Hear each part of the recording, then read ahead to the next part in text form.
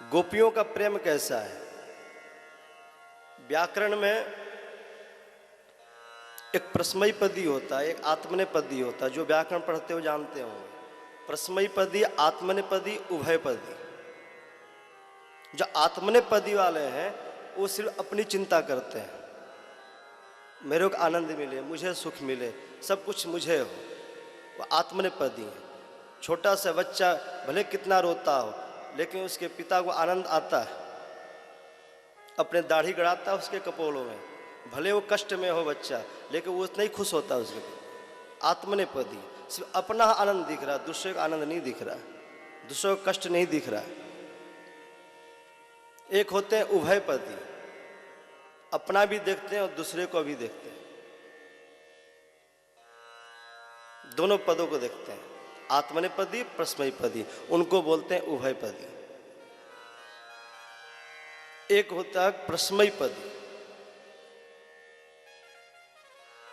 सिर्फ दूसरे के सुख की चिंता, अपना सुख हो चाहे ना हो,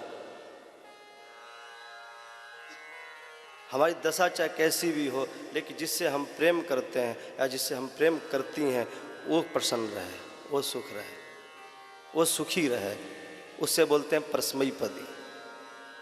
गोपियां उभयपदी नहीं है। द्वारका की जो पत्नियां हैं रुक्मिणी इत्यादि, ये उभयपदी हैं, अपना भी सुख देखती हैं और भगवान का भी सुख देखती हैं।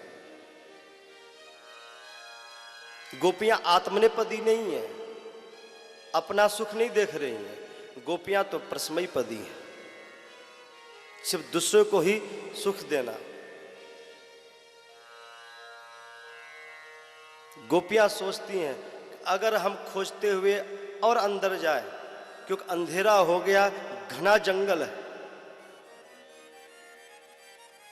अगर हम पास में पहुंचे और कृष्ण तो हमसे छिप रहे हैं, और छिपने के लिए और अंदर चले जाएंगे, उनको पता चल जाएगा कि गोपियां और पास में आ रही हैं, तो अंदर चले जाएंगे।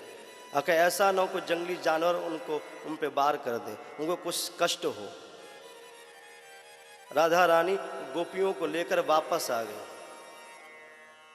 कि जहां तक चंद्रमा की रोशनी थी वहां तक गोपियों ने खोजा, लेकिन जहां अंधेरा था उनको पता था कि कृष्ण इधर छिपे होंगे, लेकिन पास में नहीं गई, क्योंकि हमसे छिपने के लिए और अंदर चले जाएंगे। जानते हुए गोपियां पीछे हो गई। वैसे भगवान ढूंढने से नहीं मिलते हैं, भगवान प्रतीक्षा से मिलते हैं। कितने भी कृष्ण को ढूंढ लो मिलेंगे नहीं, कहीं खोए हुए हो तब न मिले। कृष्ण तो गोपियों के हृदय में है, कृष्ण कहीं गए थोड़ी ना है, कृष्ण वहीं अंतर्धान हो गए, कृष्ण वहीं गोपियों के वस्त्रों में ही छिपे हुए हैं। वस्तु वही मिलती है जो खोई हुई हो, कृष्ण खोए हुए नहीं है। ढूंढने का प्रयास हमेशा असफल रहेगा, भगवान प्राप्त नहीं होंगे। ना जाने कितने वैज्ञानिक खोजने में लगे हुए हैं,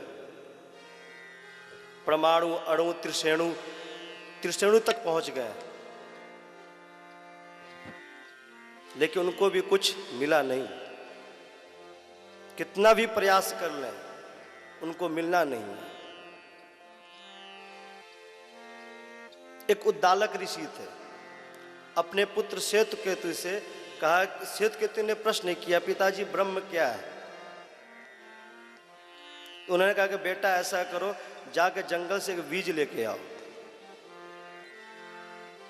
उस श्वेतकेतु बीज लेने के लिए गए। उद्दालक ऋषि बोले कि बेटा इस बीज को फोड़ के देखो इसमें क्या है। लेकिन उससे पहले एक बात मैं बताना चाहता हूं, इस बीज से पूरे जंगल का निर्माण हो जाता है। इस बीज को कहीं लगा दो तो कुछ वर्षों बाद जंगल का निर्माण हो जाएगा। ऐसे क्या चीज़ है इसमें जो जंगल का निर्माण हो सकता है? जरा इसको फोड़ के तो देखो। तो जैसे श्वेतकेतु ने बीज को फोड़ा तो कुछ नहीं मिला, मिलेगा ही नहीं। जिससे जंगल का निर्माण हो सकता है, उस बीज को खोलने के बाद उसमें कुछ दिखा नहीं। यही गलती वैज्ञानिक लोग कर रहे हैं, यही गलती नासा वाले कर रहे हैं। कितने भी खोज लो, मिलेंगे नहीं। गोपियां थक गई, गोपियां हार गई, ढूंढने से कृष्ण नहीं मिलते कभी। कृष्ण तो प्रतीक्षा से मिलते हैं, कृष्ण तो प्रेम से मिलते हैं। प्रेम से ही यशोदा के आंगन में तथैया कर रहे हैं, प्रेम से ही छछिया वर छाछ में नृत्य करते हैं। नहीं मिल सकते। सभी गोपियां यमुना किनारे आई।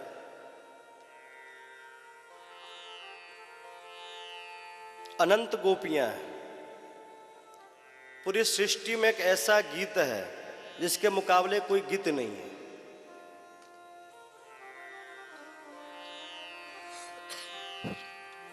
न कभी बन सकता है ऐसा गीत। अनंत गोपियां हैं, सबका स्वर एक जैसा ही है। 10 लोग बातें करें, 10 का स्वर अलग होता है, लेकिन अनंत गोपियां एक साथ यमुना किनारे बैठकर वो गीतों को गा रही हैं, लेकिन स्वर की